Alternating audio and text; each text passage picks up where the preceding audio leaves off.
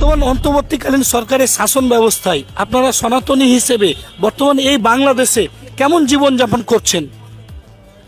আমরা সেভাবে ভালো নাই, মানে আগে যেরকম আনন্দ করতাম, মনের ভিতরে একটা ভয় কাজ করে সবসময় বাহিরে। আর দেখছেন তো শিশু কিভাবে নির্যাতন হচ্ছে, একটা বাচ্চা শিশুর সাথে পুরুষ জাতি এরকম করতে পারে, তো সেই দেশটা কি ভালো মনে হয়? ছাত্র সমাজ আমাদের ভালোর জন্য কিছু করলো, তারা কি ভালো কিছু করছে? আমি এটা জাতির কাছেই প্রশ্নটা ছুড়ে দিলাম যে তারা এটা কি ভালো করছে? আমার মনে হয় না ভালো। আগামী প্রজন্মগুলো কেমন হবে আমরা কিন্তু বুঝতেই পারছি। আর হোলির দিন, আজকে হোলি, হ্যাপি হোলি, অনেক আনন্দ করি। তো এবছর আমরা সেভাবে কোনো কিছু করতে পারিনি, ওই আরও রোজার জন্য আসলে হয়তো স্থগিত, আনন্দ করতে পারিনি। তো আমার মনে হয় দেশটাকে ভালো করা উচিত। আসলে শুধু পণ্যর দাম কমিয়ে বা আমাদের তো রক্ষারও দরকার, তাই না? আমরা রাস্তাঘাটে চলাফেরা করব, আমাদের সুরক্ষার দরকার, কিন্তু আমরা সুরক্ষাটা পাচ্ছি না। হয়তো আমরা শহরে আছি, শহরের ভেতরে কিন্তু এগুলো হচ্ছে। তো সেটার জন্য আমি সবার কাছেই বলবো যে দেশটাকে ভালো করেন, আমরা ভালো কিছু চাই। যেই থাকুক, যে সরকারই আসুক, ভালো কিছু করেন। এই যে খুন খারাপি, ছিনতাই, এগুলো কি ছিল না, কিন্তু আর থাকলেও খুব কম। সবারই তো কিছু না কিছু করতে হবে। তা আমার মনে হয় যারা দোষ করেছে তাদের শাস্তি দিন, আর সাধারণ জনগণের সাথে এরকম করাটা উচিত না। গত সরকারের শাসন আমলে আপনারা কেমন ছিলেন? আমরা বিএনপি বলেন, আওয়ামী লীগ বলেন, ভালোই ছিলাম, কোথাও খারাপ ছিলাম না। আসলে আসনটা তো সবারই আক্ষেপের, হ্যাঁ, তো আমি সে বিষয়ে কিছু বলবো না। আমি চাই আমাদের সাধারণ জনগণ যারা ট্যাক্স দিচ্ছে, যারা চলছে, রিক্সা চালক, তাদের পেটে লাথি না মারাটাই ভালো। তাদেরকে একটু দেখুন, তারা কিন্তু খুব কষ্ট করে সবাইকে ট্যাক্স দিচ্ছে, দুবেলা খাওয়ার জন্য কিন্তু তারা ইনকাম করতেছে।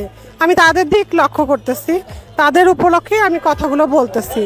আর যাদের টাকা আছে তারা তো চলছেই, আর মধ্যবিত্ত আমরাও কিন্তু খুব কষ্টে চলছি। সোনার দাম 1.5 লক্ষ টাকা। আমার হাজব্যান্ড একজন সোনার ব্যবসায়ী ছিল, বর্তমান সে এখন কিছুই করে না। তো এরকম অনেকেই আছে, সবার কাছে শুনলে বুঝতে পারবেন। তো আমার মনে হয় না ভালো আছি আমরা, কেউই ভালো নাই। সবাই একই উত্তর দিবে। আপনি ছাত্র সমাজের কাছে বলেন বা আরও কিছু রিক্সা চালক বলেন, গরিবদের কাছে যাবেন, তাদের মনোভাবগুলো নেবেন, তারা বলবে যে আমরা কেমন আছি। বর্তমান বাংলাদেশের আইন ব্যবস্থার কিরকম উন্নয়নটা চান আপনি? কোনোটাই নাই। আইন ব্যবস্থা আগে যেরকম ছিল, প্রশাসন যেরকম আমাদের পয়সাতেই কিন্তু চলে। প্রশাসন তো আমাদের কোনো কিছুই করছে না, সরকারও করছে না, প্রশাসনও কিচ্ছু না। আমরা আসলে খুব খারাপই আছি। আর সবসময় চলাফেরা করতে গেলে আমরা কিন্তু একটা ভয়ে চলি, আতঙ্কে চলে। আগে রাত 2টা বাজলেও কিন্তু আমরা নির্ভয়ে চলেছি, এখন কিন্তু সেই ভয়টা কাজ করে, বেরোতে পারি না। দেখা যাচ্ছে ওষুধ নিতে যাচ্ছি, ওষুধ নিতে গেলেও সে ছিনতাইকারীর হাতে পড়ছে, সবই চলে যাচ্ছে। তো আশা করি দেশটা যেন ভালো হয়। বাংলাদেশ তো আমাদের খুব সুন্দর একটা দেশ। আমরা চাই যে গঠনমূলক কাজ করে সবাই যেন আমরা সুষ্ঠুভাবে বাস করতে পারি। জীবনটা তো একদিনের, তাই না? আজকে মরলেই কালকে 2 দিন।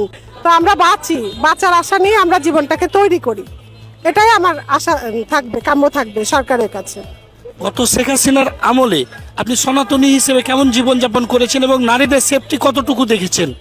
আমরা ভালো ছিলাম, সেফটি ছিলাম, এটা মিথ্যা বলবো না, এটা সবাই বলবে। এক কথা, আমি ভালো ছিলাম, বর্তমানে ভালো নাই। আপনার কি মনে হয় সচেতন নারী হিসেবে যে ডক্টর মোহাম্মদ ইউনূস একটি সঠিক নির্বাচনের মাধ্যমে সুষ্ঠু দেশ উপহার দিয়ে যেতে পারবেন?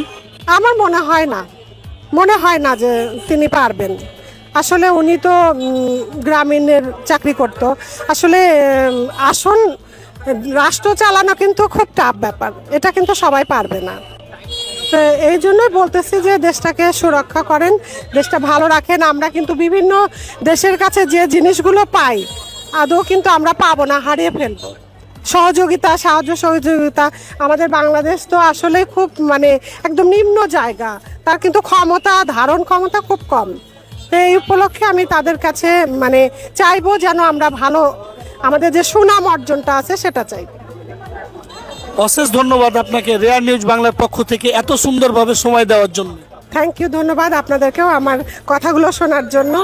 অবশ্যই সবাই যেন আমার কথাগুলো নেগেটিভ না নেয়, পজিটিভ নেবে। আমি চাচ্ছি যে আমি একজন সাধারণ নাগরিক, আমি অন্য কোনো দেশে যেতে চাই না। আমি আমার দেশে থাকবো, আমি ফ্রিভাবে চলাফেরা করব, আমার সন্তানরা সুষ্ঠুভাবে চলাফেরা করবে, এটা আমি আশা করি, সবাই আশা করি।